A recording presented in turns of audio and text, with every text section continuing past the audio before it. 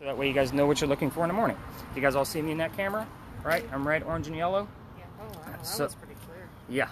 See what I told you about that cheap one they were using? Just color, yeah. Yeah. So the cool thing about this is it's recording audio and video. So you guys are going to get this full video back tomorrow morning. So it's another point of reference for EVPs along with the stories. When I did ask for my skeptic, and I still don't want to know, I would hand this to them so that way I can hear their commentary all night long, and so could everybody else, and not tell them that was recording audio. Like, oh, you're the skeptic? Let's see what you got to say about my tour. But anyway, so with this being said, we're literally looking for blue and black spots to move on their own. Okay, so everything around me should be blue and black because I'm going to be the warmer thing out here. And what are we, about 78 degrees out here? I can't really see. Oh, the crosshairs are gone. So well, we're probably around 75 to 78 degrees out here. Obviously, my skin tone is going to be much warmer. So whoever gets this, you're going to try to keep a person in view at all times so that way we have that base temperature. Because watch what happens when I go out of it. That red, orange, and yellow is going to fluctuate to go somewhere else. So I don't really want that because I still don't have the array of color that I want. I want to make sure I have as much color in there as I possibly can. So you seem like you're kind of in tune with this already, so you're my video man. All right. So you're going to keep that horizontal for me all night long. Okay. And obviously you found out where the camera is because you just had your fingers Yeah, over it. Do you see the red square? Is that as in the record button? Yeah. Yeah. So make sure that it stays to a square. If it turns to a circle because you accidentally bumped it or tapped it or whatever, just let me know. And that just means I have to splice some video together. So yeah, I become an AV tech in this career as well. So that way I know what I'm working with tomorrow morning.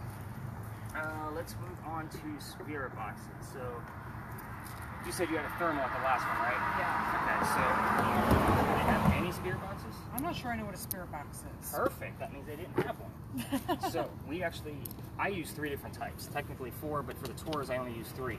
So you're like, wow, it's a spirit box. I love it. It's just like zoned in. It's great. So spirit boxes allow us to communicate with the dead. Okay, so the cool thing about this one, well, let me first explain how they work. They're going to sweep through all of your FM radio stations at a very quick rate. On your TV shows and YouTube videos, it's where you hear the white noise, and then Zach Bagans tells you the crap he thinks he heard. So we're going to do this a little bit differently. We want the radio chatter to come through because we just never know. You guys aren't used to listening to this. You're amateurs. I listen to this pretty much on a daily basis. Now, with that said, I have it slowed down, so it's not going to be just white noise. That radio chatter, song lyrics and DJs and commercials are going to come through. The cool thing is, Nancy, is whatever you don't hear is fine because it's going to record the entire session for us without any of us recording, no background noise, even when it's on mute. So if I say, Nancy, go ahead and turn that spirit box down, that just means I need to talk and tell you more about the location, and it's okay because it's recording at a nice even level. I don't know how it does it, but it's the reason why we have it. So again, I love this. This is probably my favorite tool because we get so much stuff out of this. It's a 50-50 shot that whatever Nancy hears, and it's a clear word or phrase, that I can probably match it to the location of where we're going. Wow. So let me set it up. Go Nancy. It's all about Nancy. She's going to tell us what's going on. So you have one button to worry about. It's a volume wheel at the top. You're going to control the volume. Okay. So I made it as simple as I possibly could because people aren't used to using these devices. So we want to hear it now. Not while I'm talking. Okay, but so like when we're on. I'll definitely give you a kind of a cue. Like, all right, let's get that spirit box up and running, and let's see what we can capture. That'll be kind of a cue. Do we tend to hear more on the playback, or? It depends. So we're pretty close to a full moon, which kind of tells me like we're getting away from. Because a new moon is usually when I have my height. So we're getting closer to a full moon. So the last couple of tours have been pretty light, I won't lie, with the amount of evidence that came through. On a new moon or the night before a new moon, like it's just all over the place. So again, it just depends. I have no idea what we're about to go ourselves into. Werewolves are still on the list. I mean, you know. So really the only expectation you guys should have out of this tour is to hear some cool stories and use some tools that you've never used before. Right? So that's the only thing I can guarantee. Now, if anything else comes up out of it, awesome. I mean, you guys will know when I'm excited. I'm not going to push, Amber off into a corner and say, you're going to go over here because I'm scared. Run! I know, right? Not your least one. This is supposed to do just go through all the stations like that? Yep. I guess, yeah, it's supposed to go through them all. And I have it slowed down so that way only little blips of it come through. So the second spirit box we're going to use is going to give us words in the center of the screen from time to time. This is actually meant to be a game and a hoax. It's not meant to actually provide any kind of evidence. However, This is my go-to device where I start when I start going through all of your data, because it's 5 to 20% of the stuff that comes through is relevant. The other 80% is not. Keep in mind, 80-20 is a big swing. Okay, so a lot of times I might say that's part of the 80%. That doesn't mean anything. It's bullshit. So, pardon the language, but it's the only really term I can find for it. Cool thing is it's going to save all of those words to a list for you. So you're going to get the full list, because sometimes something might come up that's relevant to you and to you only, based on somebody that you may have brought with you. It happens all the time. For example, Amber, you might have a cat that says radar, and it says cat radar on it. I don't know you guys like that. So again, that's why I give you the full list. Not to mention there's a timestamp on there, so that way I can match it up to whatever questions were being asked based on the audio if I find something that's a little odd. I cleared out what was that, Friday's list. So we're going to start you guys off fresh. Amber, this one's going to go to you. All you got to do is read off a word, or I'll say, hey, where are we at with the list? And you're going to kind of read them off to me, and I'll see if I can match them up. Let's see here. 2 guys left. How do I want to do this?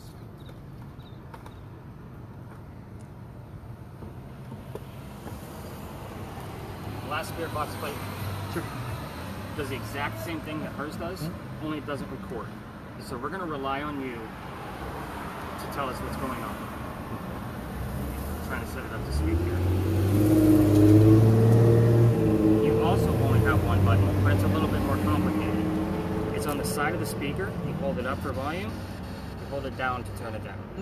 Okay? Very simple. That's all you need to worry about. Cool. Again, that's why I kind of wanted to get as many spirit boxes out here as possible. Harvey, you're going to be getting my new device. Uh-oh. You're the guinea pig. So my new device is kind of a multi-tool. So it's called a millimeter. So the millimeter, actually, let's say,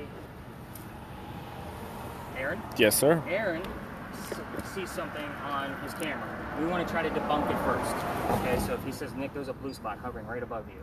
This little yellow probe at the top will measure ambient temperature. So we're going to put this around me to see if this kind of that blue spot is actually legit, or if it's coming from an air conditioning vent, or whatever. We just never know where it's coming from. The second thing it's going to do is it's going to measure EMF. That's electromagnetic fields. Okay, so you see the little blinky lights on TV. That's the cheap one. I have that one too. That one usually goes to the 5-year-old of the group. There's none of that here. So we're going to get a little bit more complicated. There's 3 different types of electromagnetic fields. First one's natural. That's why this big number right now says 0. Okay, so in the event it goes up to 2.5 or higher, I've seen it spike at 116. The other little one you see on TV goes to 25, just for a point of reference. Okay, so this one goes pretty high. Actually, my wife was just watching a TV show where it actually went up, the same device went up to, I think it was like 170. So I was like, wow, that's pretty high. So yeah, my wife studies the stuff for me too. She's like, oh, they're using this method. Do you do that? So, but anyway, so we're going to use that as kind of a go-to tool. The last thing it does is it actually measures motion. So with that said, okay, balance that out. So there's an EMF field being created around the antenna as soon as it wants to balance out. Come on. Wow, what do I have that set to? There we go. Alright, come on, balance yourself out. Wow. It normally doesn't go off like that. Which one of you are carrying demons? Probably you. Okay, so everybody notices as I'm being still that the antenna is up and that nothing is going on. In the event something gets close to this, it's going to make different noises. Okay, it doesn't have to necessarily touch it. And yeah, it gets a little annoying on your audio. So you usually have it turned off and the antenna down, but you're kind of the multitasker guy. I'm going to work with each one of you on your devices a little bit more at our first location. But this one's going to go to you, and we'll kind of talk more about that at our first stop. So, questions, comments, concerns? Everybody has a device in their hand. Much different than what you used to. Yes, good. So, sorry, no offense, but she's the one I need to impress. She's the world traveler right now. So, I'm impressed, Savannah. I'm impressed. Yeah. So, well, no, I think you're just traveling through, right? I started in Fort Myers. Yeah. So. I've wanted to do that ghost tour in Savannah for years. There's plenty in Savannah. Oh, there, yes, There's a yes. lot. And then they got the cheesy commercial ones like Ghosts and Gravestones there too. That's on there. Yeah, the bus tours, those are always fun. Alright, so we started here for a reason. First, the building that we're laying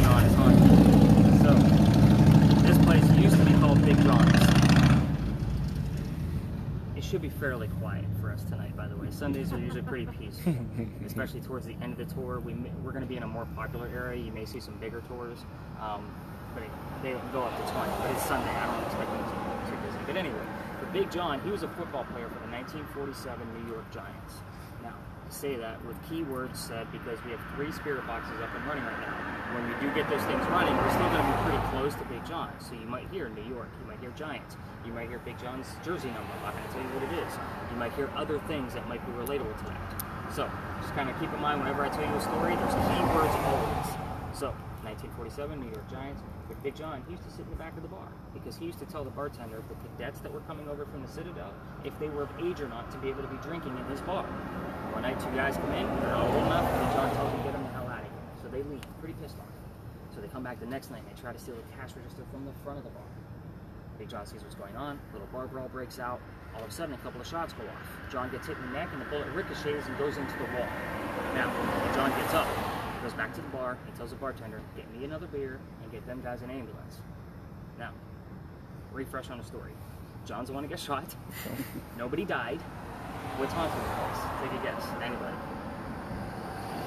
Bullet hole that landed in the wall. It's allegedly still here. I only say allegedly because they are renovating the place. I'll have to double check once they're finished. People that sit in the front of this bar tend to get a little queasy, nauseous, headache. I bring this story up on purpose because I don't know how paranormal activity affects you. In the event you feel any of those things, I need to know immediately. I have things that are kind of keeping us grounded as far as stones and things that have been blessed for me. But again, it's whatever you feel. So if you start to feel those things, please let me know. It's a big deal. I won't say that people haven't passed out from coming on this tour. Now, I don't want us thinking about, I'm going to get sick from going on a ghost hunt. So let's talk about something else with this building. We had a big earthquake here in 1886. Did you guys take any tours in Charleston? No. None? Yeah. Okay, so you're going to hear a little bit of refresh on some of this stuff, just maybe a different perspective. So the earthquake in 1886, allegedly this is where the first death occurred. A piece of the mantle that's above your heads also wraps around the front of the building. I love when everybody looks up. By the way, it's fun. I always say, hey, right there. And he goes, where? Yeah. But a piece of that in the front of the building broke off, struck somebody in the head, and apparently killed them. His ghost is apparently seen out here on East Bay Street. I say all that apparently, allegedly stuff because I don't have any proof. It's just a great segue so you guys weren't thinking about getting sick on my tour. So, that was supposed to be a joke, guys. Lighten up, let's have some fun. Okay. Alright, so, I got jokes all night too, by the way, so, okay, good, because you gotta catch them. I got a weird sense of humor, as Harvey will tell you. So, I don't know. How do you guys know each other? School. School, right? Yep. Yeah. Yep. Oh, you're writing school. Yeah. Yep. Byron. You can say The book. Byron. The book I told you about. That's me. That's him. I never say- almost called you earlier to see if you wanted to meet up so you can actually meet Byron. But I got tied up with something. Yeah. I would have been nice, but maybe after. it's all I'm a right. writer, so we go to school together for writing. Okay. And how we found each other was he was reading one of my books and contacted us. Ah. So, all right, guys, let's go ghost hunting. We're gonna go this way. Cool beans. Who needs to be in the back? Anybody specific? Clayton, you're red, buddy. It'll go away. Amber, it'll be okay. Matthew's gonna be super jealous, but he'll live. He keeps trying to get me to go to Waverly. I'm like, nah, bro.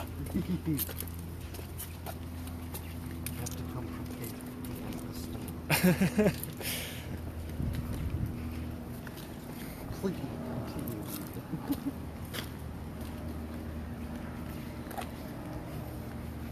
love my medium-sized groups. First off, I can walk a little quicker.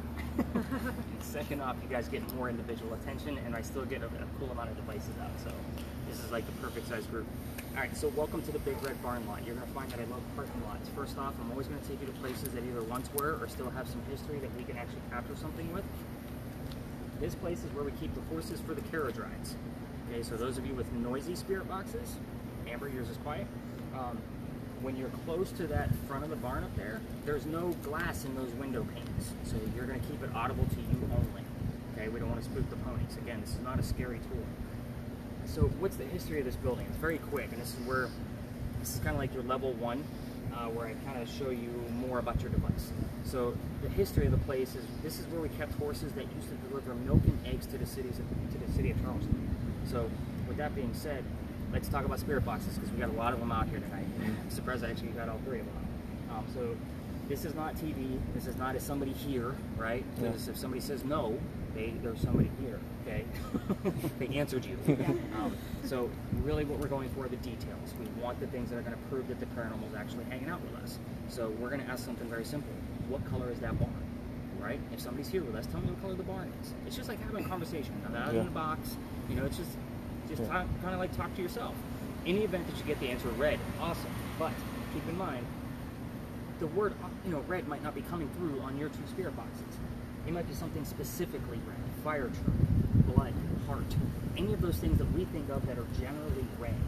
Okay, so that's kind of their way of saying, okay, they want to know what color the barn is? Blood. That's the word that I found. So that's the word you might actually hear.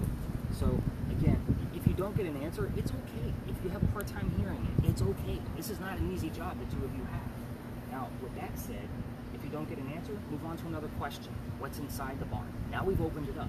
We know that they're animals, right? They're horses. Their breed is draft horses. They deliver milk and eggs. So delivery, calcium, and protein are other words that I'll accept for that.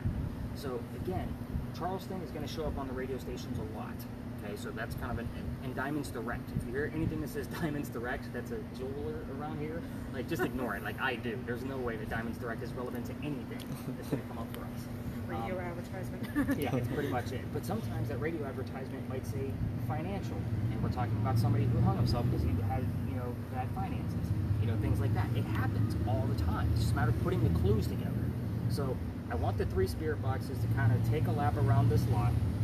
And Harvey, you can hang out with them because I'm going to work with Aaron for a few minutes about his thermal imaging camera and show him some evidence. But just take a quick lap, let me show him a few things, and then I'm going to take you to a location where you're going to actually learn some real history other than about some ponies that delivered them.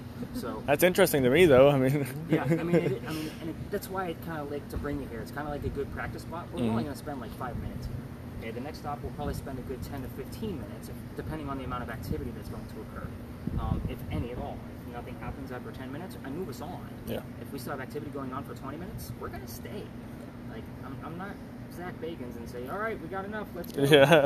It's going to be, all right, we got this conversation, let's keep it going. What else can we learn? So, take a lap, hang out with me for a minute, yes, and sir. I'll catch up with you guys in just a minute. So turn them up. Yep, turn them up. Cool, got it. All right, so thermal imaging is pretty simple, right? So you really want to just try to, like I said, keep somebody in view at all times. But go ahead and point your camera at the wall for me and tell me what you see. Okay. Bleed out? Yep. Okay. Watch, keep it there? Yep. Blue in your arm. It even shows your watch. Yeah. So it's going to really change the color of the wall. Yep. And that's why it's so important. So I'm going to show you a quick piece of evidence, just so that you kind of know a little bit more about what you're looking for. A lot of people are like, oh, I'll just be a cameraman all night, but you actually seem interested. So I watched Nuke's Top 5, I believe, and he shows a bunch of stuff. I don't think I'm familiar with that one. I'm old school. Like, I got my wife. Yeah, well, you mentioned Zach Bagans a lot. I got a buddy that watched Ghost Adventures, is that right? Yeah. I got my wife watching Paranormal State right now. I mean, old school with like Chip Coffee and using the psychics and stuff. Like that was really the inspiration for me getting into any of this. So this is going to be our next location. So with that said, that orange is a wall. You see the 2 living people walking past the wall? Yep. There's 2 heads. So let's fast forward and find the dead people. As soon as it wants to. Come on, Facebook. So they're going to, they passed them. They're going to be coming this way. And notice that there's always a person in perspective. Yep. Yep. So that's really what you're going after. Gotcha. I sent it over to firemen and mechanics. We analyzed it over Zoom. Like it's a thing. Like there's no way that it could have been anything else other than paranormal. But yeah, this is a great lot for thermal imaging to at least see what it does because you have wood, you have asphalt, metal, brick, cement. Will everything bleed out like you described it? Will everything turn completely red if there's not a temperature? I do this because there's nothing else there. Okay. If you were to actually have the grass in there, it might fluctuate because you have the curb, you have the grass, the soil, you know what I mean? But with that, like you taking a quick lap just to see how it's going to fluctuate, kind of lets you know how to move with it as well. Yeah, gotcha. Because you're going to notice it's going to calibrate probably once every 1 to 3 minutes. It's going to stop and pause. Don't pay attention to the timer, by the way. It doesn't mean anything. As long as that red square is there, we're good. But let me know how that thing feels, because before I used to use an OtterBox, which is that rubbery material. That is like a construction case. Okay. So I just kind of want to get your opinion. I mean, you're a younger guy. It feels fine. I'm just worried about dropping it because he says brand new second time it's been out. Worried Yeah. about dropping it. That's about it. But it has a construction case on it. Okay, well that's good. Not to mention it's insured, Yeah. so no worries. We're good. It feels Yeah, fine. I okay. mean, We'll see how it feels by the end of the night. okay, that's fair. That's fair. So didn't we go around checking out different materials? Yeah, that's it. And then I'm gonna follow up with them, and then we're gonna move on. Do you want me to keep somebody in picture or no? Up to you. You learn how it works. All right.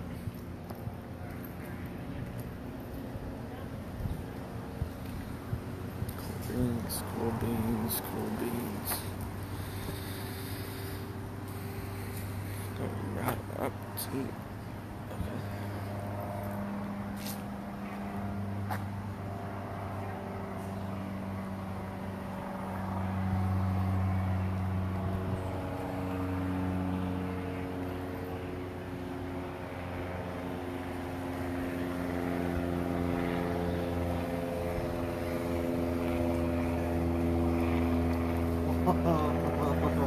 Okay.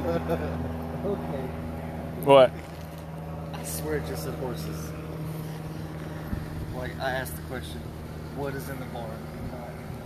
15 seconds later, it sounded like it was horses. Like,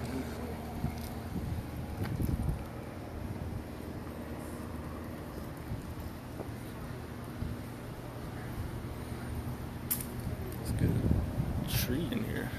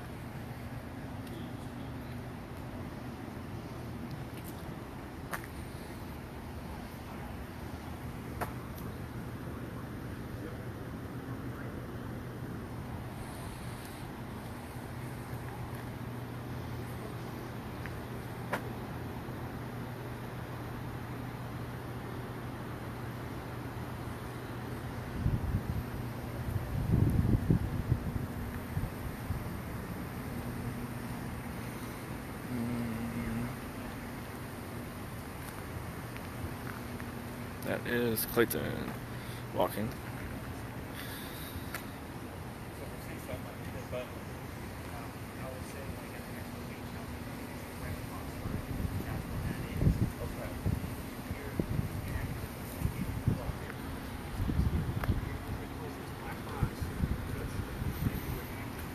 Got anything cool? Not yet. I think it's funny to see people's shirts. Cause like you can see his whole body, and then Dad's you got, can barely see his collars and stuff. Nuts, and it's just staying there. I'm like, okay, back away. And wait to see if they're gonna back away. So it is a communication piece. to turn that off. Yeah, turn it off while it's on. The other button. The other button controls the temperature. Alright, so how do I turn it off? So the one that's pressed in right now, in the back, that's the one you want to click. Again. Okay.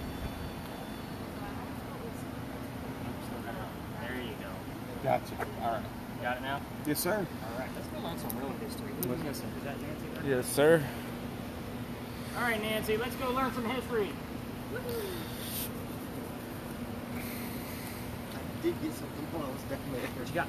As I was walking by, like the questions you would ask, what's in the barn? Yeah. Like, why is it red? I swear it came back and went, horse, like, really quick. And I was like, wait a minute. So Caught me off we got to guard. take your word for it, unless you're with somebody else in the group. Well, he And told they- me as soon as it happened, so Yeah, I'm. he wouldn't let me Yeah. find Well, out. that's great Yeah. because you have the audio piece. Yeah. So it's recording audio as well. So we'll be able to test that out. I swear it said horse, like, really quick. Like, horse. We'll take it. All right, let's go learn some real history now. Do you have horse? Yeah.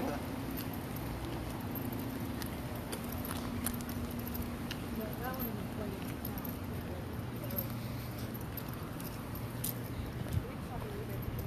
Sure, I got it away.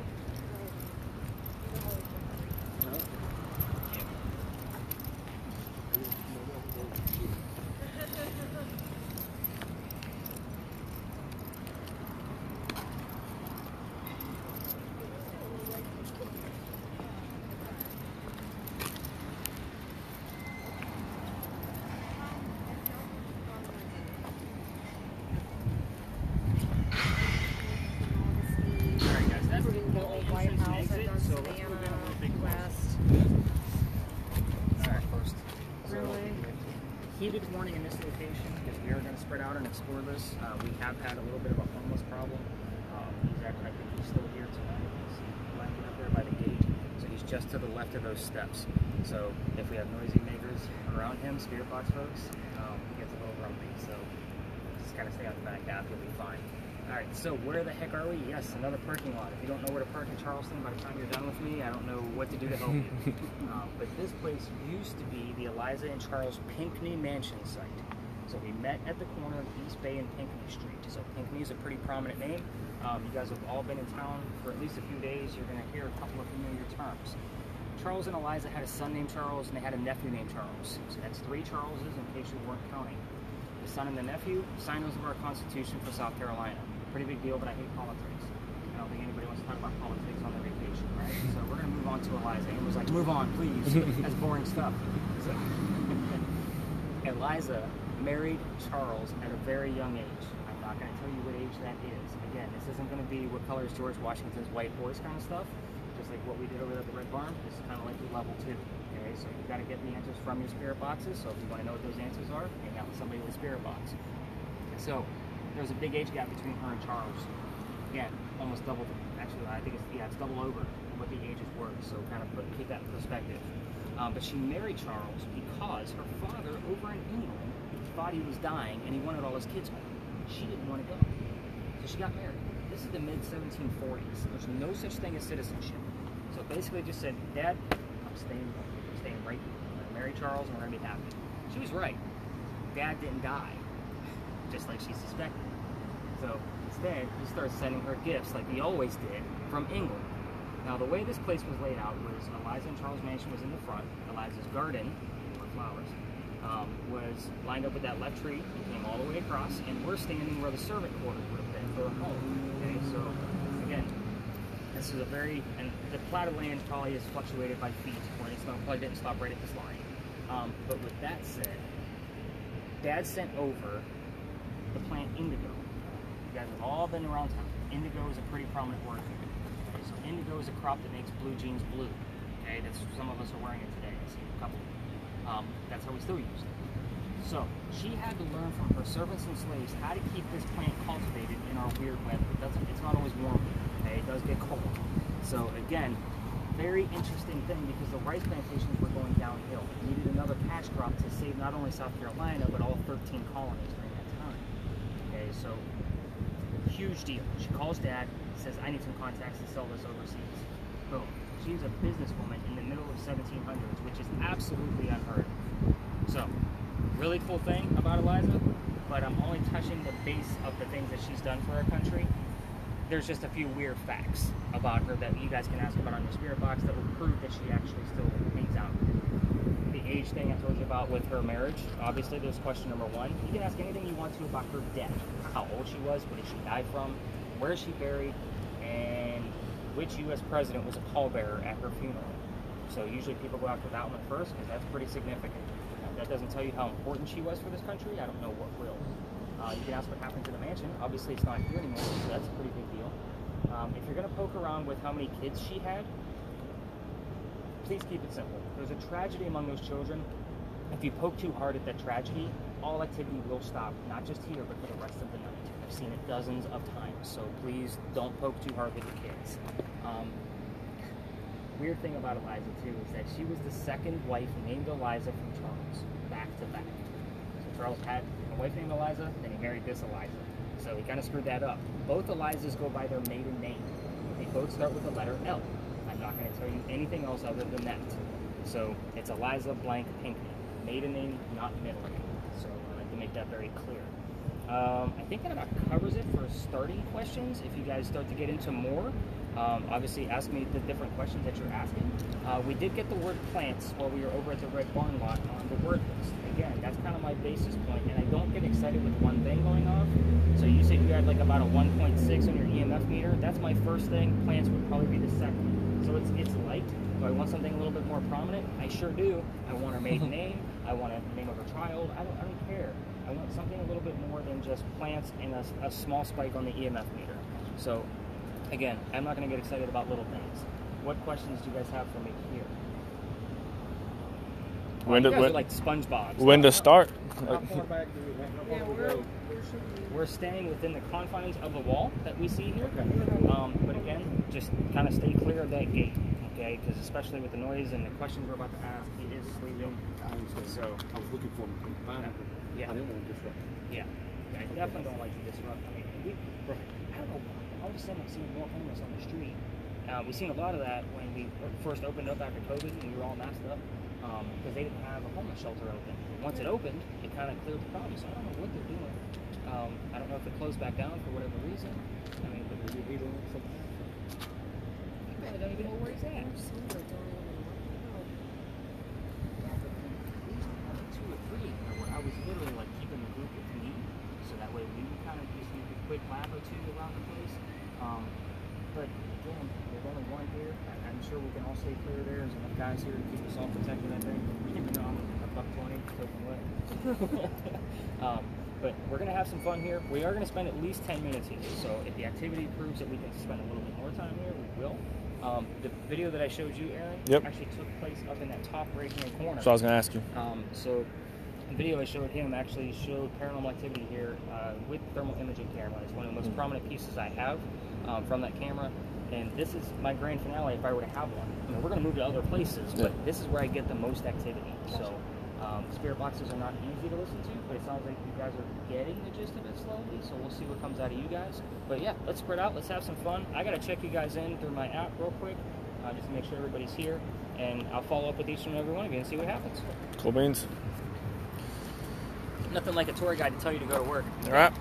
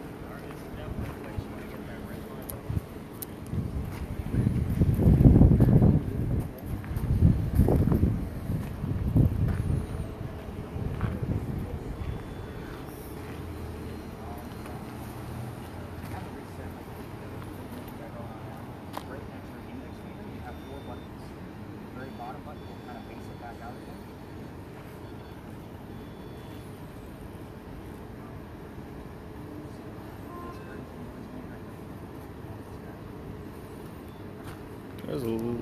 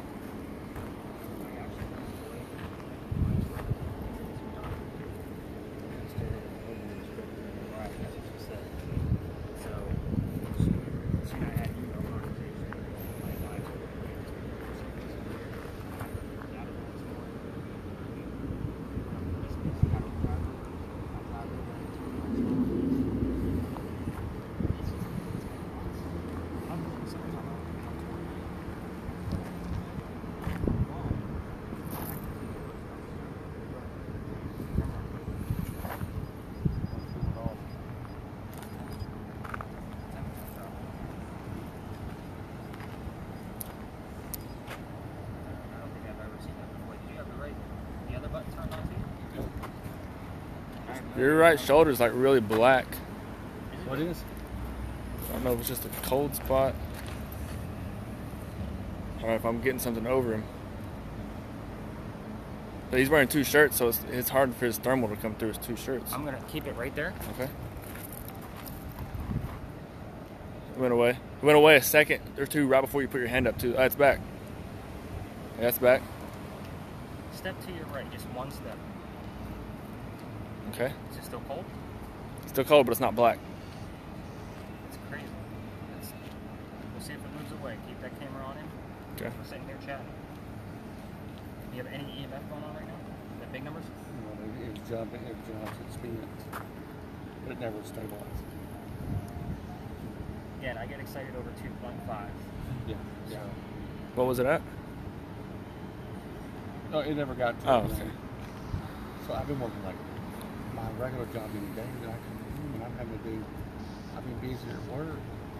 I've been working like 12 hours. yeah, that's what you said. And of course, my professor, she used to be a therapist in Tennessee for 15 years, so she's always like, "Gosh, Harvey, I don't miss it." I'm sure. I was worried that I would lose my 4.0. I don't think you did. No, I didn't. I don't think you did. Well, I was worried that with this course plate jumping right into Thesis 3, that I was going to lose it because I wouldn't have the time and focus that I need. Yeah. But I'm finding like if I cram for like 3 days in one of the module weeks, like I'm golden. I'm Right. You give yourself a week to prepare, and then that Right. next module week. Anything? That's what I did. He had a really cold spot on his shoulder for a little while, but This Sunday, Yeah, I turned it in. Went away. Down here. I turned mine in. how about you? Like I was working on it. I Just was in constant, Pennsylvania, it's hard for me to family, tell. Yeah. Like, just my ears not trained I to come it. back and I literally just cramped. It's like sometimes when I think I hear something, or is it the radio? Yeah. Well, the radio's good. We want the radio. Yeah. So we want some of it. You can turn it up a little bit here, back here. He can't hear us. I looks like he's sitting up now. He sees us moving around. Oh, it just hit 7.7. It's the good stuff. Your shoulder's getting black again. 3.6. It's coming in and out though. So he's got a cold shoulder going on right now. Yeah. It's on a. No, I that think wasn't he's it. right.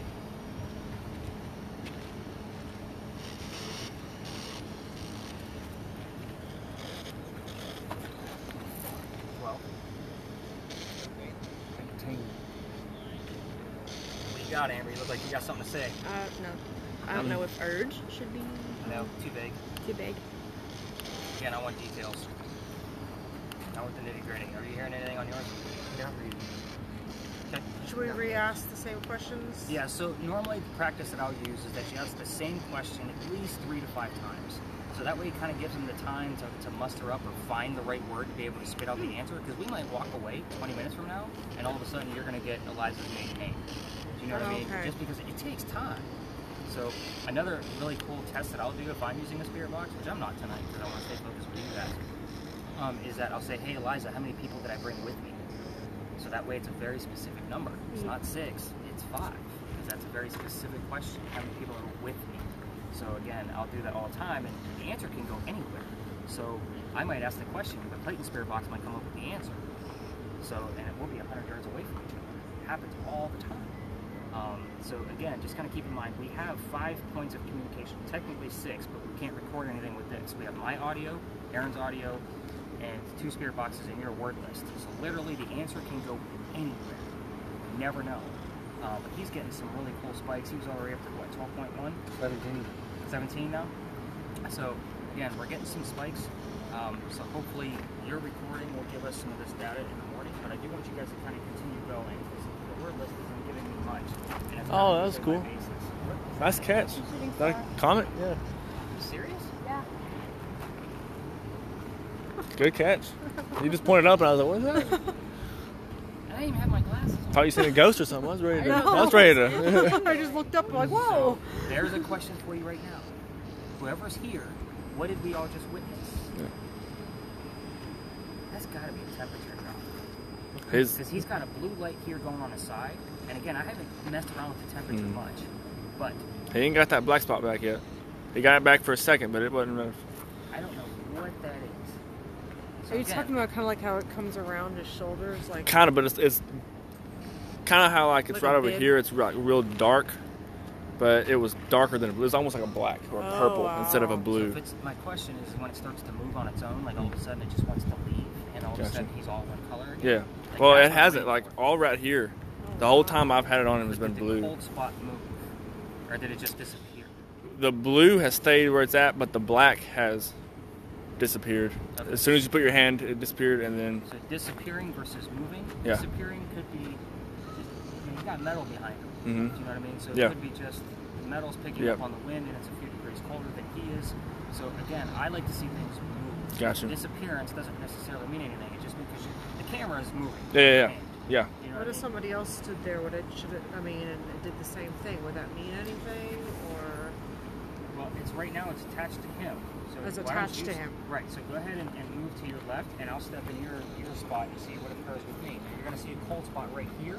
Yep. Because that's the And your bag. right. Your bag. So everything's going to be. But cold you're, with my skin. but he's wearing 2 layers, and you're not. Is that why he should might have a I cold spot? You know, white beater on underneath this. Mm. yeah, you're all You're- red. you're all except that red. one little blue spot. Yep. Yeah, What that's normal what's because what's it's he not doing me. now? Is he still blue? He's still blue, He's still blue.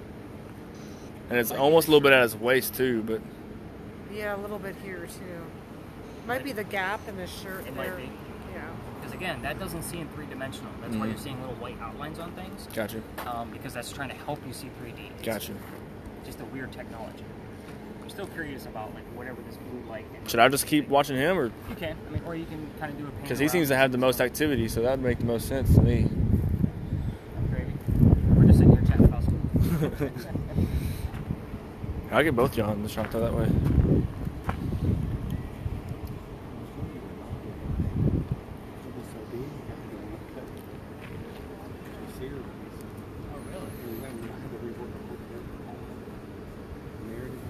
Oh, really?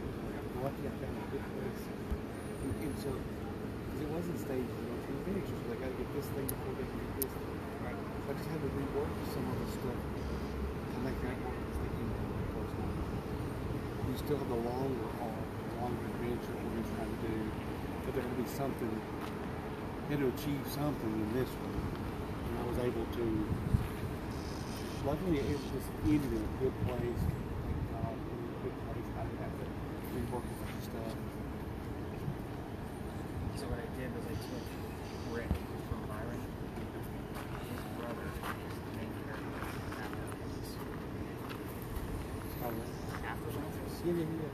So You told me before that. yeah. So I kind of starting that whole Stephen King, every character's in every other book kind of world. Yes. So that's kind of what I got going on there. Well, you don't know that. You don't know the whole story.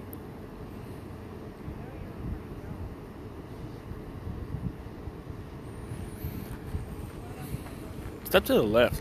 Like, see if you're still getting black spots. Or I guess my left, closer to him, I suppose. Like, there's a back wall that keeps coming off black. That doesn't surprise me. What? Cold spots. Go ahead and see if you can get anything else. I definitely want you to turn that thing up a little bit just so, because I can't hear it at all. I just had to turn that up.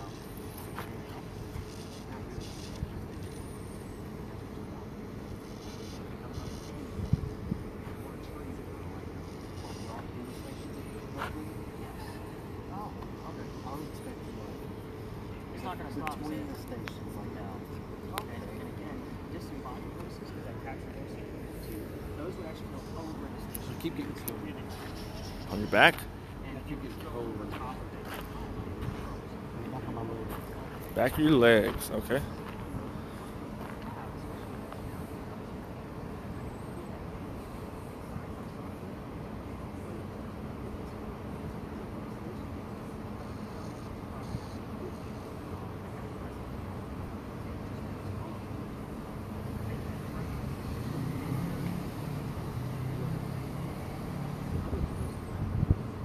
Hmm. It's almost like an ice.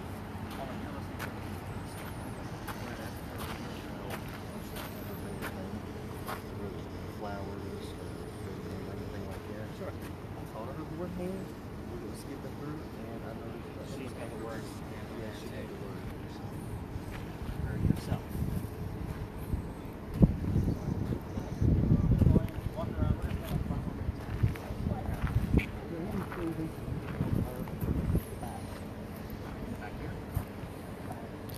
Yeah, he's quite blue on his back, but not quite as much on his front.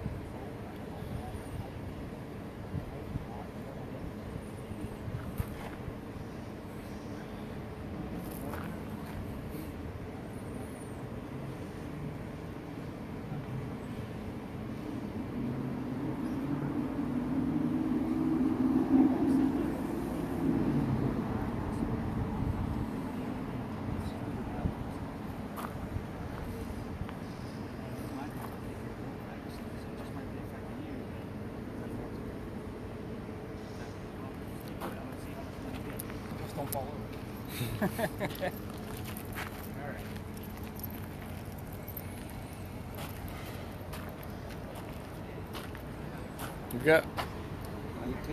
You've got way more thermal coming through your front than your back too, so more heat. Sweat, probably. Maybe. The only part that really shows through red on your back is your legs and your head. Whoa. Call for Nick. Hey, Nick.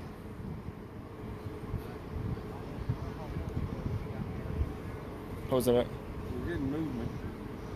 Hey, we're getting movement, possibly.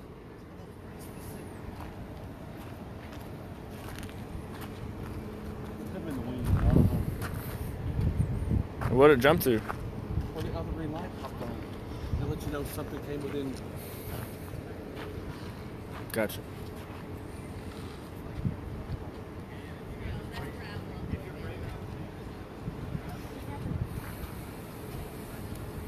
keep getting these readings, high readings, and he keeps seeing this cold spot. I mean, it hadn't shut up in a couple minutes, but your back is like almost all blue. Amber's almost completely red. Amber, let me see your back. Turn around and let me see your back too. Stand closer to Dad if you would. Yeah. Dad's like almost all blue. He's a blue man. I don't know, his torso's coming through a little bit now.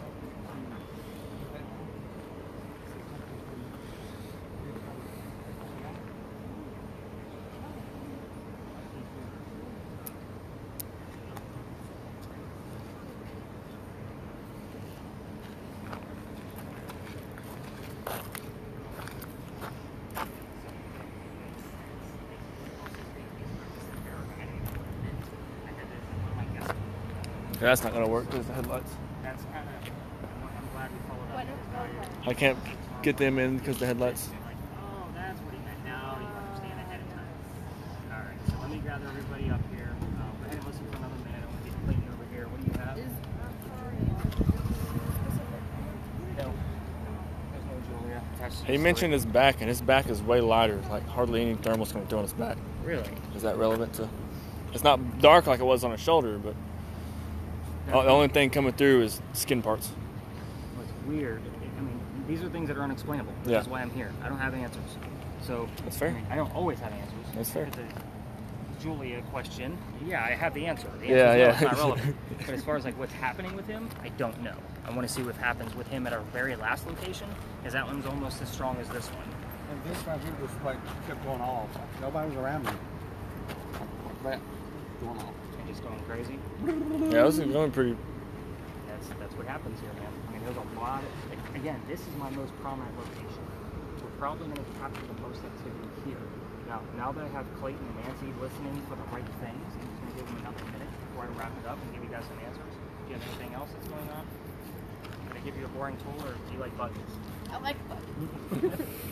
I'm sorry, what's the relation again? I lost it. I'm their daddy. The husband, yeah. Husband over there. Okay, got it. She's the oldest. She's a writer if she wants to be. And I'm not. Got it. he does more music. Like he wants to. Well, I write to poems. Write poems and stuff. You read really sad. Yeah. It's okay. That's what happens. So he's the one that has the child. Yeah. Okay. They got Diamond's direct. Table. Table could mean meeting, table could mean business, table could mean a lot of things. But I'm taking that as very vague. Alright, Clayton, let's wrap this up and get you guys some answers. So I don't want to hear anything coming through. So again, my apologies to the Spirit Box folks. Let's go ahead and turn that one down. Just for not explaining it a little bit more clearly. So now moving forward, you guys will have a better understanding of what you're listening for. So let's go through some of those answers. Let's start with the pallbearer, right? Anybody want to have a guess? Same time. 1700s, which means she probably died later than that. Hoover?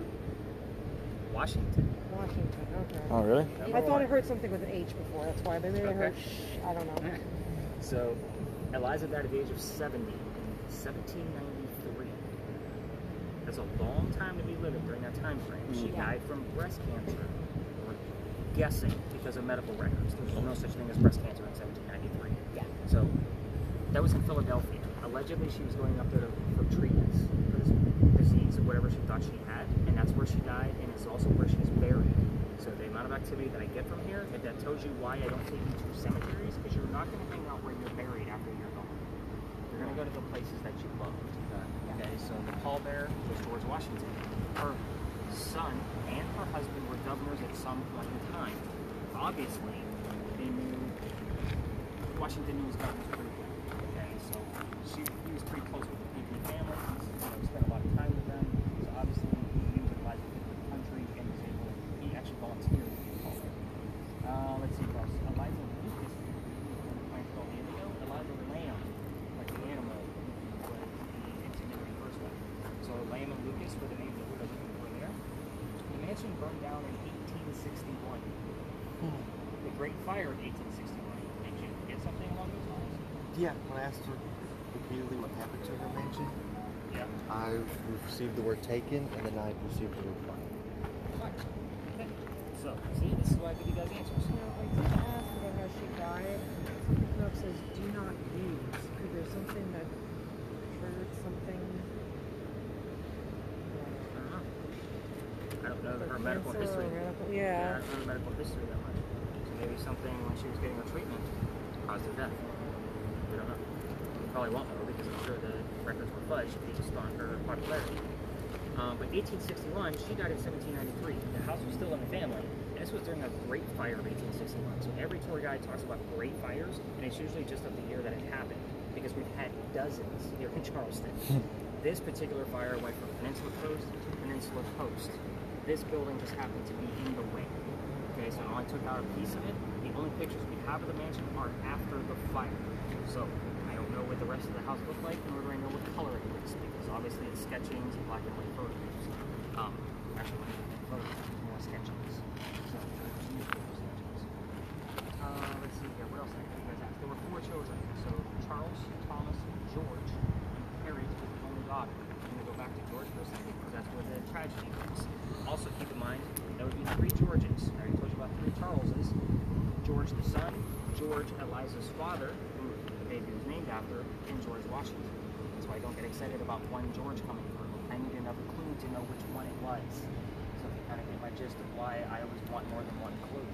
I think that about covers all of the questions that if you heard the word October, that would be Charles's birthday.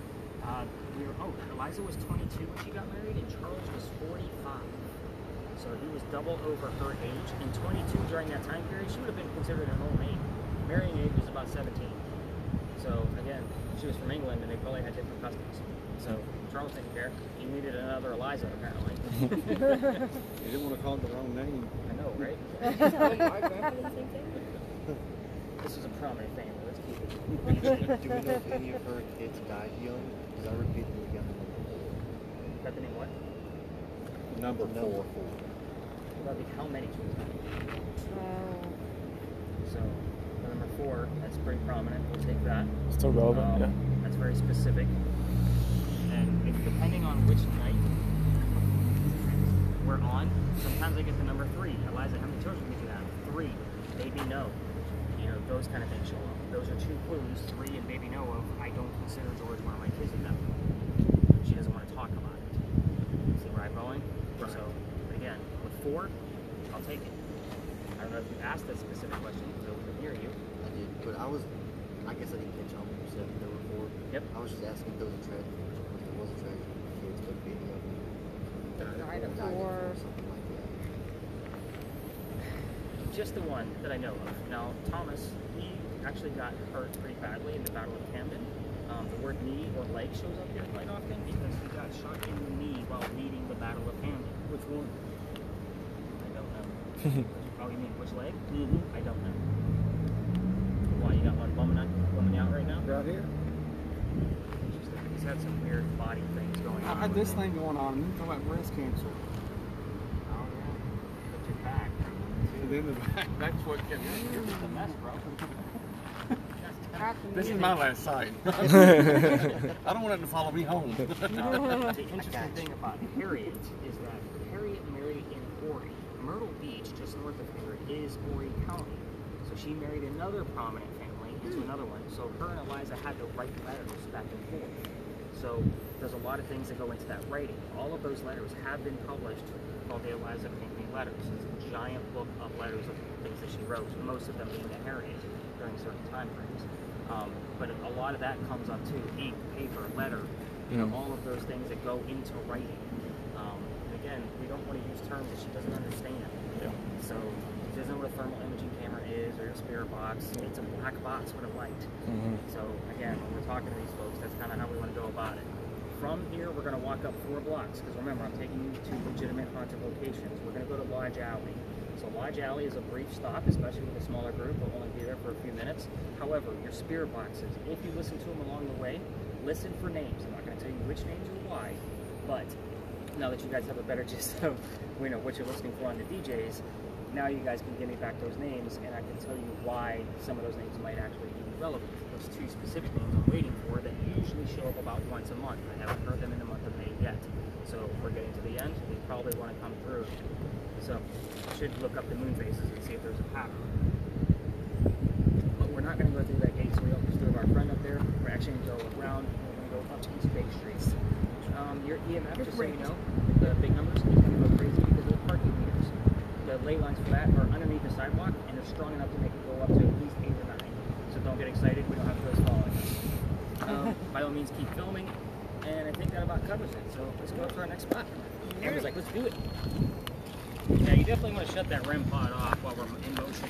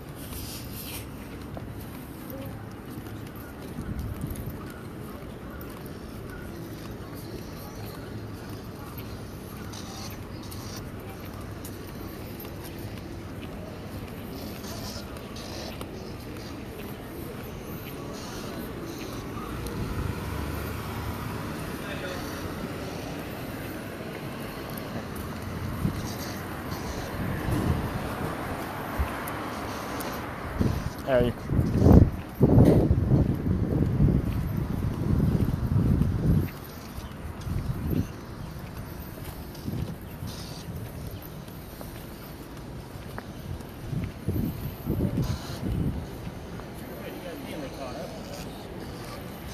Doing all right back there, Harvey? Oh, yeah. All right. I was going to walk the thing.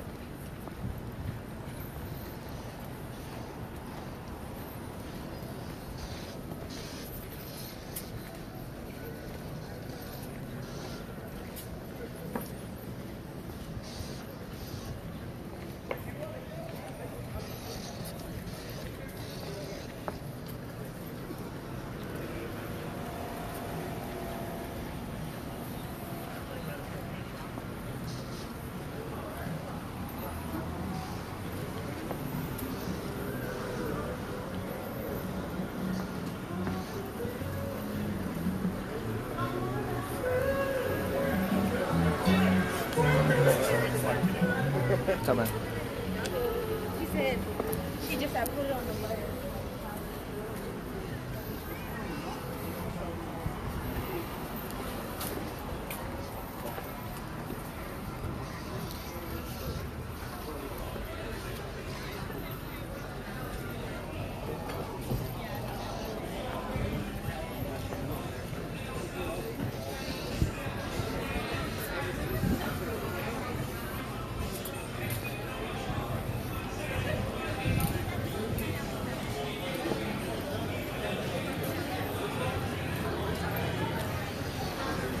Main Street?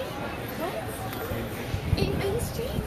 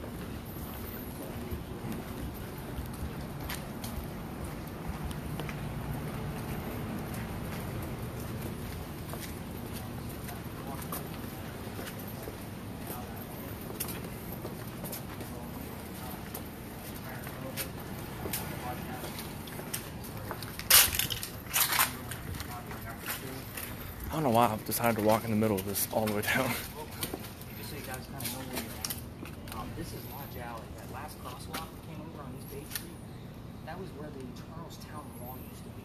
So if you ever take a tour down here, this was a walled city called Charlestown, not Charleston. So it went all in. I'll talk about it again as we get closer to it again. But this, we're now inside of it. This was one of the first streets we had. You can see how narrow it is. Mm-hmm. The reason why I was asking for names, by the way, did you get in? Yeah, lots. Yeah. Paul, Nathan, I don't know if you would consider knit nor tag. Was it 4? Nor. No one. I got John twice. John? Nothing? Quinn I got? Quinn? Yeah. Hey, good stuff. People used to live here. I have the full list of names of every person that's ever lived here. John is a name I constantly get, along with Benjamin, and usually in the same night. So now that we have 2 Johns, I'm going to be listening for Benjamin on yours. Those 2 people both lived here in 1801. They were 2 out of 5 people. I think those are pretty good odds. I get them about once a month. So again, just little things that come up. Quinn actually sounds familiar, and Nathan sounds familiar on your end. I don't have the list memorized. No, there was something you said before Quinn. I can't understand. I don't know. It was like something. It was with a B. I wonder if maybe I did hear Benjamin was a month late. Okay. I'll definitely be looking for it. We're recording it. It's part of the reason. Yeah. So, but John for sure. Yeah, that's pretty prominent. Now, the interesting thing is John's last name will show up just for clarity, which was Johnson. John Johnson was his name. So, the Masons also used to meet here. That's why this is called Lodge Alley, because it was a Masonic lodge. Now we have Lodge Alley in next to you. But again, the word Mason shows up here quite often. That was the first entrance here before there were residents. And what's interesting is that the other half of the wall was across the street on East Bay Street. So what you guys see down here wasn't there. the smell of low tide was coming through here quite often. These people were lower class. They found some of their tools and some of their. Are you kind of confused on where you're at? No, I was looking around. Oh, I seen you looking down there like, really? The wall was down there? Yeah, we keep finding more pieces of it, but we have to cover it with concrete because it's protected. But anyway, they found their silverware and tools and little pieces of their clothing. They were able to consider these people lower class. Also, evidence of fires underneath these clay bricks that you guys were walking on. So anything coming up with fires would be interesting as well. I haven't had anything yet in my 2 years, but you never know. Now, do they live like here, or there are other houses here? These buildings that have built both of them. These buildings weren't here at all. These were little shotgun houses. They were 1 to 2 room houses. Okay. So they were small. But again, there's not much. I mean, we're standing like where somebody's stoop would have been. They're 2 steps down into the street. Gotcha. Like that's how close it was. And it was close knit, so they obviously knew their neighbors. We are going to walk through the rest of this alley, but we're going to be in a neighborhood. Tour guides are not allowed to be tour guides in neighborhoods. So we're just going to be 6 friends walking through a neighborhood until we get to our next stop. I'm going to point down another alley as we kind of go through. I can't take you down there because it's residential, but I'm going to tell you the ghost story that goes on with that because it is very cool and very interesting. It gives me a lot of data. And if you've taken any ghost tours down here in Charleston? Charleston, no. Okay, so this will be a first for you, first for all of you. Yep. All right, let's be 6 friends walking through a neighborhood. Spirit box is definitely off as we get to our next stop.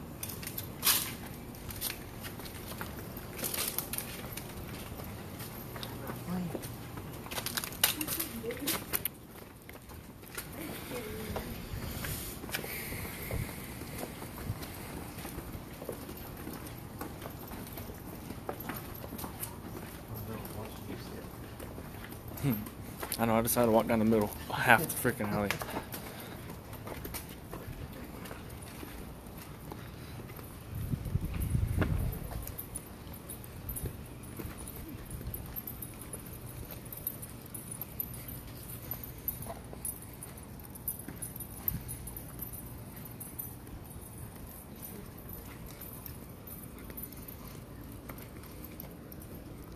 I was trying to let you go ahead. Hey, sorry. You're fine. You're fine.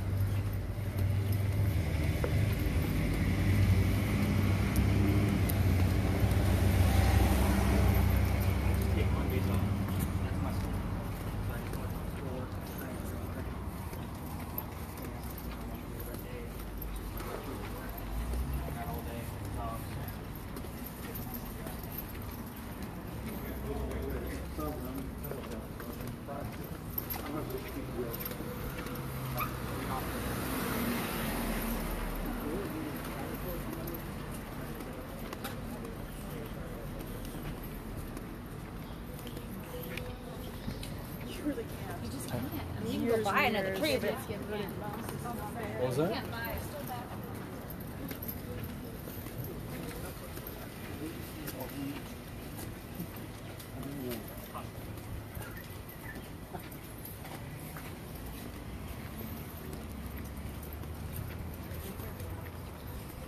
Hey, how are y'all?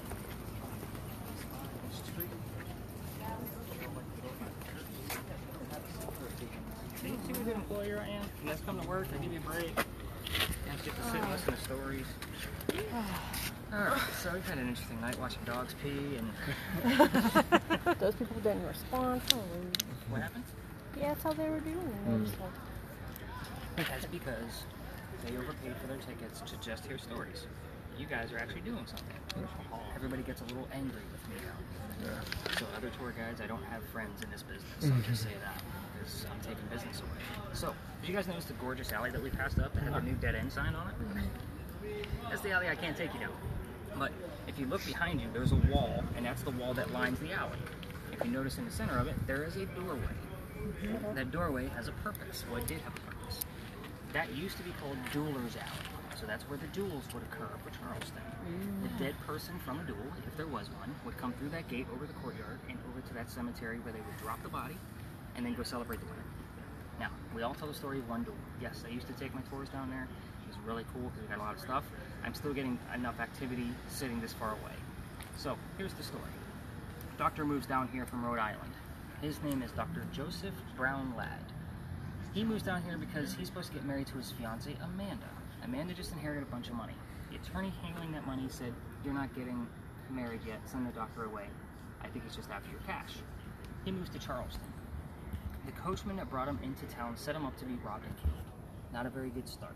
So, somebody walking by, named Ralph Isaacs, says, he sees what's going on, he says, "You don't want to stay here, I'm going to take you somewhere else." He takes him to 59 Church Street. Notice all these key words I'm giving you guys.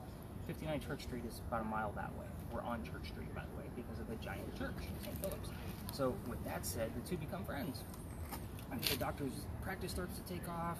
He's making lots of money. Amanda's going to be moving down soon. All is going well. He becomes known as the Whistling Doctor.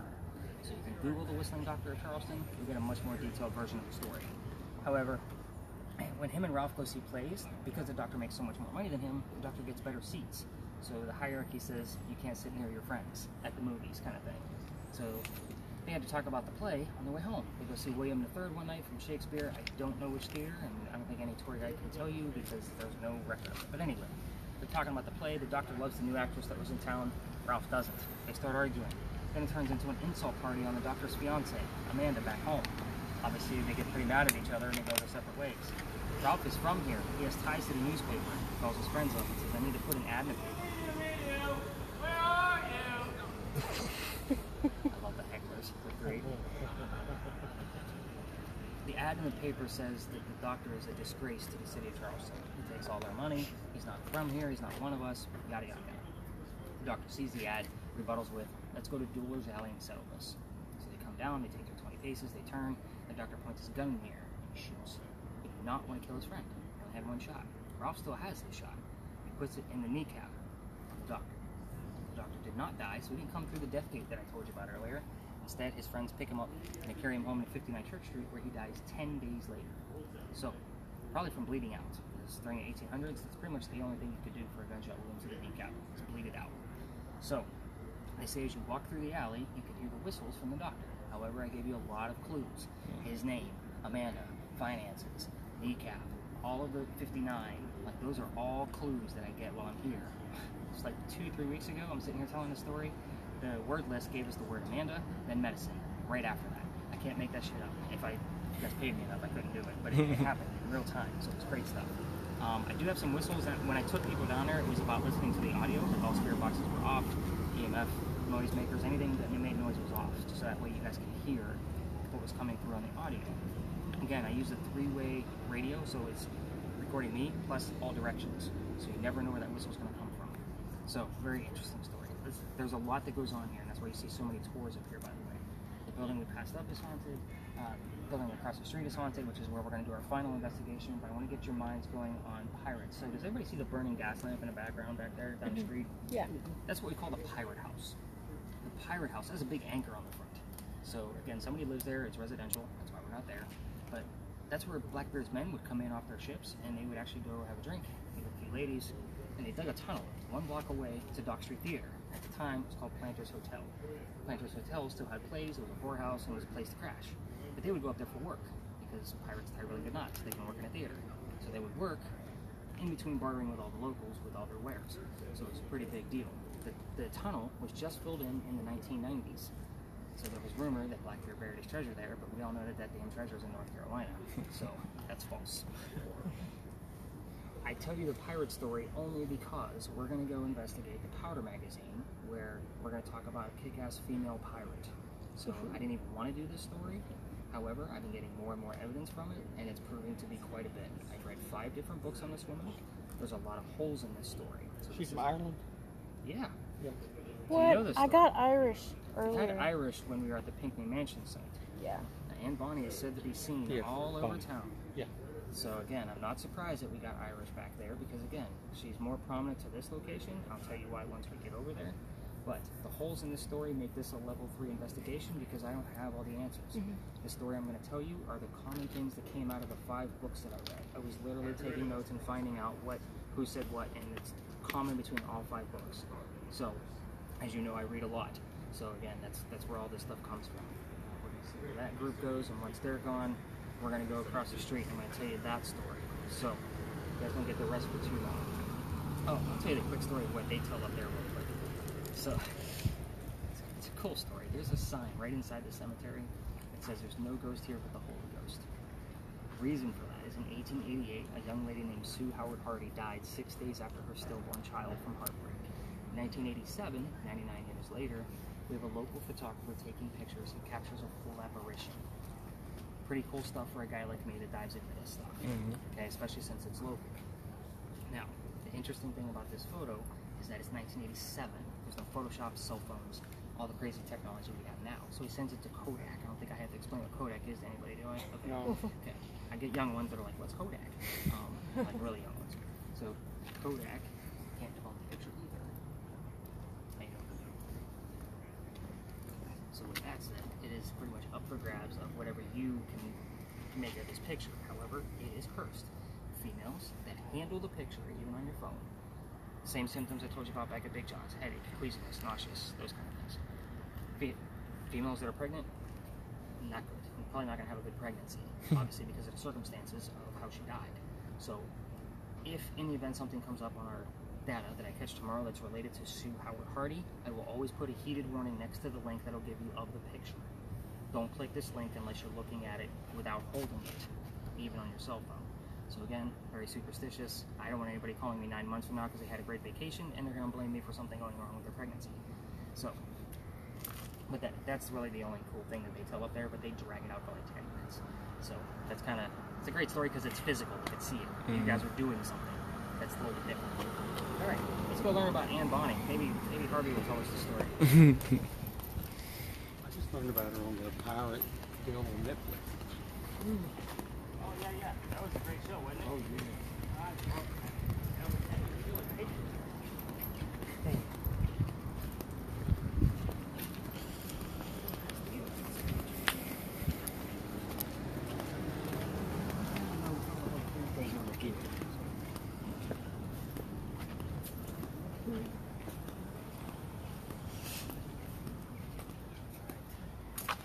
So, well, first off, we're standing on the other side of the cemetery from St. Louis.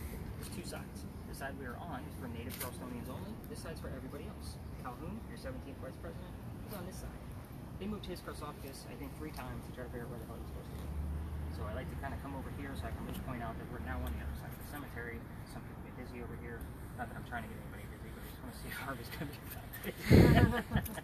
Alright, so we are going to talk about this building over here with the crosses on it. Those aren't crosses.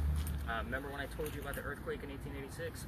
Those are earthquake bolts. Earthquake bolts that just behind those is they're on a turnbuckle. So in the event we have another earthquake, which we haven't, you can turn those turnbuckles and the building will go straight back up again.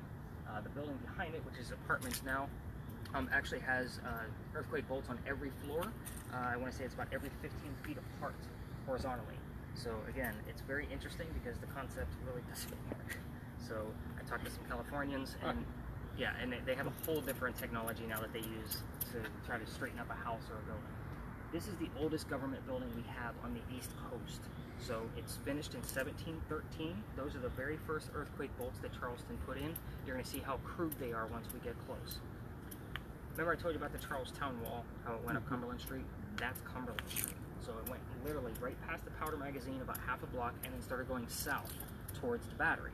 Okay, so it's literally locked into the corner of the Charlestown walls. The reason being, 3 blocks away from the water, if it gets attacked by a cannon or a ship, those walls are 32 inches thick. So it's going to be hard to penetrate those walls from that kind of distance. In the event that it does and gets through to the gunpowder and blows it up, that's fine, because there's sand in the roof. The sand will blow up in the air and then will fall to put out the fire. Great concept, but that doesn't work either. We had another, almost like a twin to this guy, closer to the battery, if you know our geography, that's much closer to the water, probably only a block and a half away, and the sand went up and couldn't put out the fire, the whole building burned to the ground. So, this particular powder magazine has never been attacked. It has served in 7 different wars, including the Embassy War. So again, keep in mind, it isn't always start to finish in a war. It's going to be moved here and then moved again, so to save the gunpowder. It's a very interesting building. It took 10 years to build, 1703 to 1713. That's the reason why Anne Bonny is attached to this, because she came here in 1708, right in the middle of when this thing was being built. It's going to be familiar. That's the whole point. So she moves here as Anne Cormack with her father. There's a lot of twists. With her father and his mistress, who happened to be Anne's mother. They were getting away from his wife. Are you guys with me?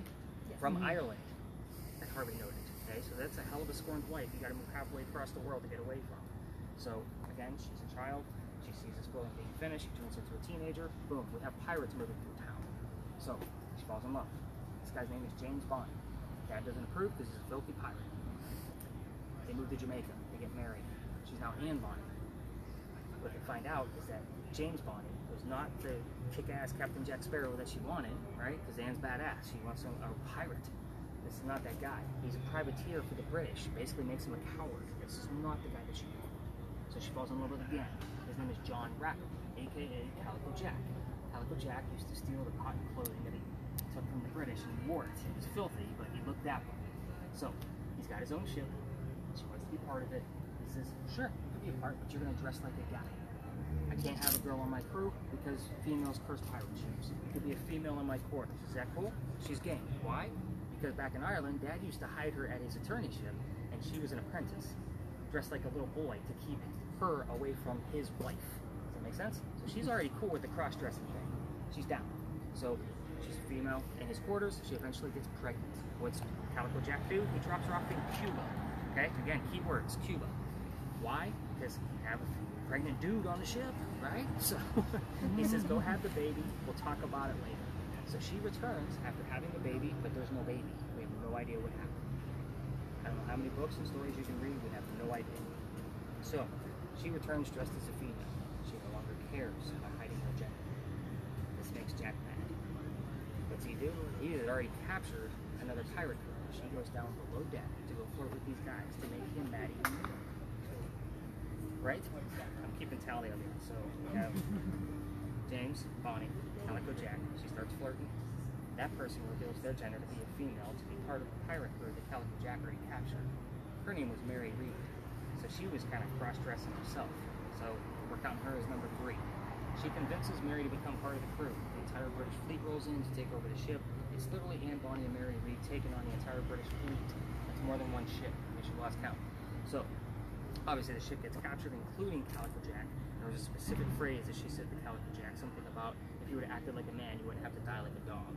So again, dog is another key word. So all of the pirates that were down below deck, they get tried and hung pretty quickly by Chief Justice Nicholas Laws back in Jamaica. And Bonny and Mary Reed were seen separately because they were the only 2 that fought back. So they already had their hair tucked up in their hats, and they're going to reveal their gender to save themselves in front of the Chief Justice. He doesn't care. He's going to try and hang them anyway. Well, we plead our bellies, which means they were both claiming to be pregnant. Okay, so he says, whatever, we'll hang you after the babies are born. You can't kill an innocent child, right? Back in those days. So, Dad's here in Charleston. He still has all his Ireland money. He bails out Anne and brings her back home. What we know from there is that she got remarried again, guy number 4, has 4 children, and died at the age of 84. Why we have such specific details and nothing else, I have no idea. But what happened to Mary Read? Mary Read, the pirates, died from whatever pirates died from in a Jamaican jail. You can use your imagination. I'm sure it was bumpy and ugly. But that was about a year after she was captured. So that year would have been 1721 when she passed away. So again, level 3, you guys do whatever questions you want. I don't have a list or anything that you want to ask. There's a lot that goes on in that story. You can ask the name, but one people, and I've been kind of getting people to do this themselves, is what was the name of Calico Jack's ship she joined? So that's a great question if you want to start that off. But again, stay away from those yes or no's. We're going to stay on the side of the building because other tours like to go to the front and do their little historical piece and move on. What we will do is we will go to the front, check it out across the street. I'll collect devices. I'm sorry, so you guys can ask me a lot of questions. You can ask me whatever you want to. You guys have been doing good so far. We got little clips here and there, so it's about mediocre right now. So let's make this a little bit heightened more. Ask those great questions. Just keep in mind these are apartment buildings back here. It's probably students for the campus. So let's just kind of keep our spirit boxes audible to ourselves. Questions, comments, concerns? I know I took a lot. Yeah, that's why I always have something with me to drink. Yeah, turn my spirit box up, man. Let's see what you get.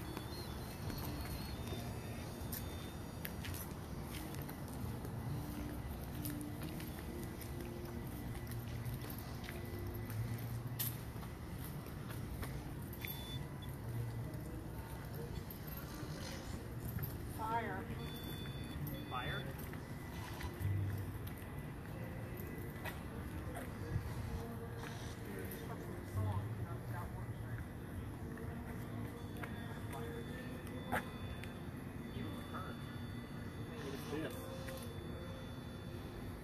What's your EMF say? 0. That was 21. What she said, 5.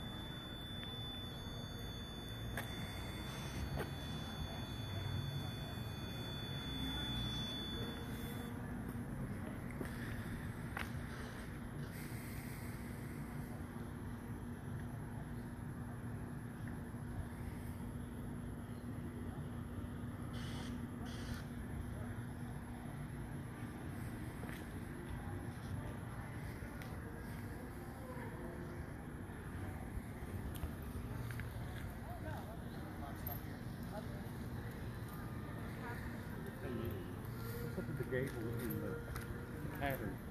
I don't know. I keep meaning to look that up because I got books on it. It tells me exactly what used to be there. But some of this building was actually attached to the powder magazine, like a passageway, and it was used as like a mercantile, textile. It was like coming off that field. Yeah. Gotcha. Well, actually, it just went up and around. So I think like there was a roof there. Yeah. Okay. Ho ho. During brick building. So this brick building, based on the look of it, is probably about 400. So we're talking powder magazine 1713. And we have buildings older than that still here, but that's the oldest government. So, I will argue that the paint house, which is also haunted, is actually finished in 1712, but that would be our oldest building. And that's on Chalmers Street. Bless you. That place is haunted too. Like it just sold back in 2012, 14, somewhere in that neighborhood. It's like 400 square feet. It's only got 3 rooms to it. It sold for like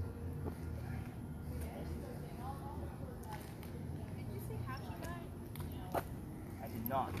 I don't think anybody has a definitive answer. What do you got?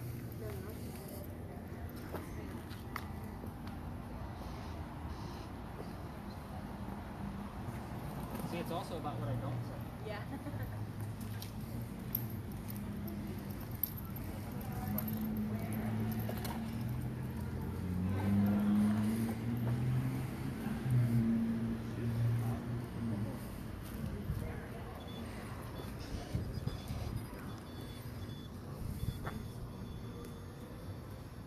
I don't have a list of names, so I can't prove it.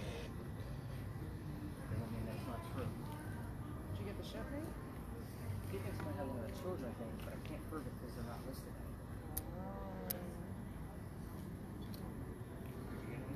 I didn't get any names. I started asking, the only thing I got a response, I started asking about the baby, you know, since they let her hold off on her being, you know, or killing her until she had the baby. I said, you know, what happened to the baby afterward?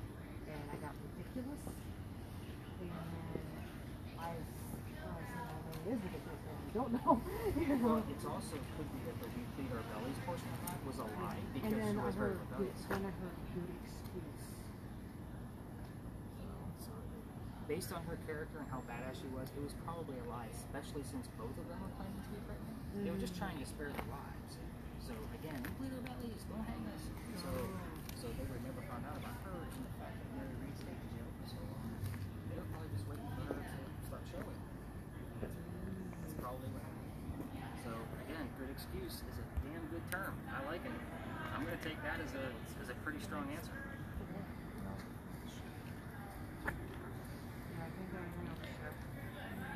Well, if you had the name of the ship, something might actually come up with that. So you're probably, what kind of names do you think were names of ships back then?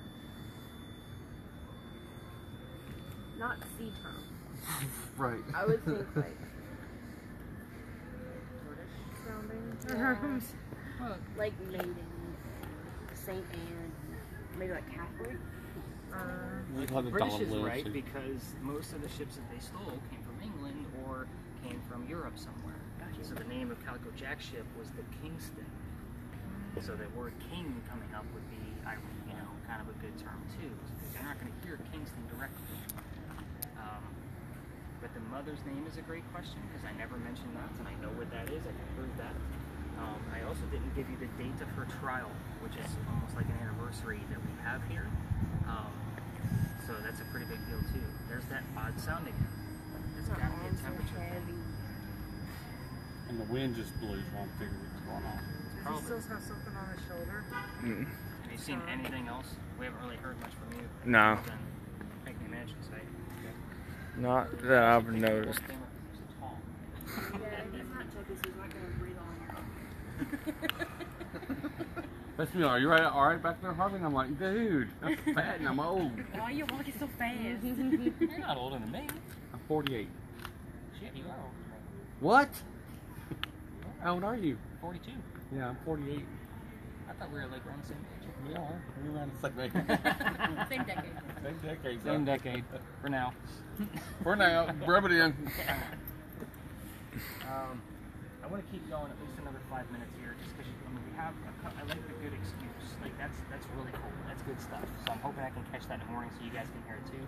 But yeah, let's give it another 5 minutes and see what other terms come up, and then we'll wrap this up. Cool beans. Yeah, get this spirit box.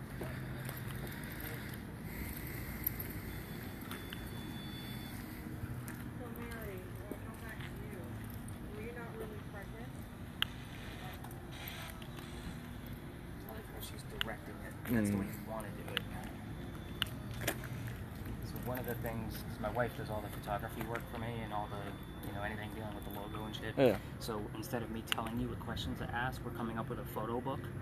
So every person with a spirit box will have a picture of Eliza, then the 10 or 12 questions you could ask. Gotcha.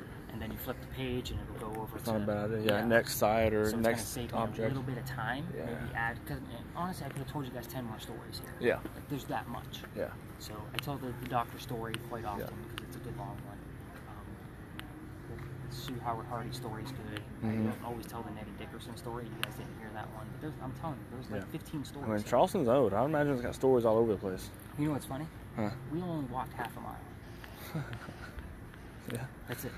I could definitely see that. It's like 0.6 miles. That's the shortest tour that we have in town. Golly. Because we're doing more. Yeah. We stop at each location. Yeah. We're not telling you stories and let's move on. You know what I mean? You guys are, obviously all doing something. Yeah. So, do I have a skeptic here? Does anybody here not believe out of your group? So, Okay. but You just I don't know. I'm just not undecided, really. Understood. Yeah. Yeah.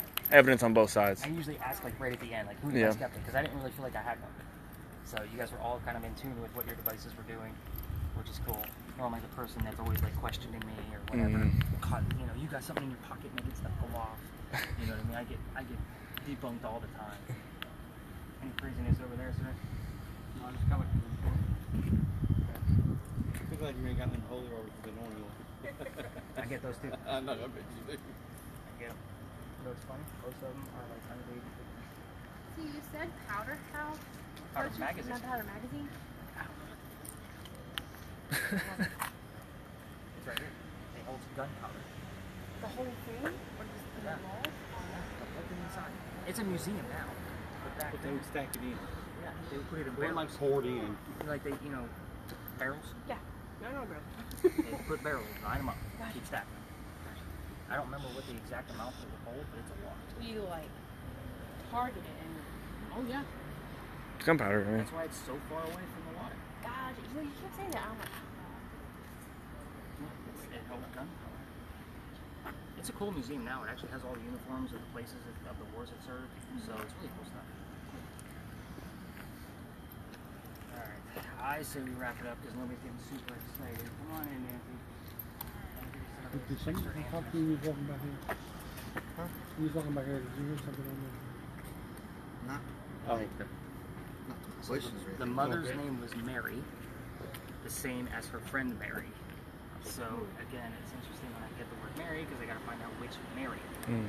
Again, double clues. 4 kids total, 5 kids total. If you guys asked that question, because there was 4 after she came back to Charleston. And there was another version that says that she actually came to Charleston with her dad, got her life back together, and moved to Virginia. So I was waiting. Sometimes I get the word Virginia popped up, so I don't always include that. I don't want to give those suggested thoughts. As far as the names of the kids, I can't prove it, so we did get the name of Savannah. And again, I might even look up Savannah as a ship. I might even be in a ship at that point. I learn all kinds of things about pirates when I'm doing this research. Again, I'm not Google for everything. Sometimes the data tells me something new. That George Washington bit, by the way, from the Pinkley Mansion site, I didn't know that. That's not in our history books. That was George Washington came up as an EVP twice in 1 week, and I had to figure out what the hell it meant. Wow. So again, I get the words apple, wood, Martha, all kinds of things, because Washington's a lot to get out.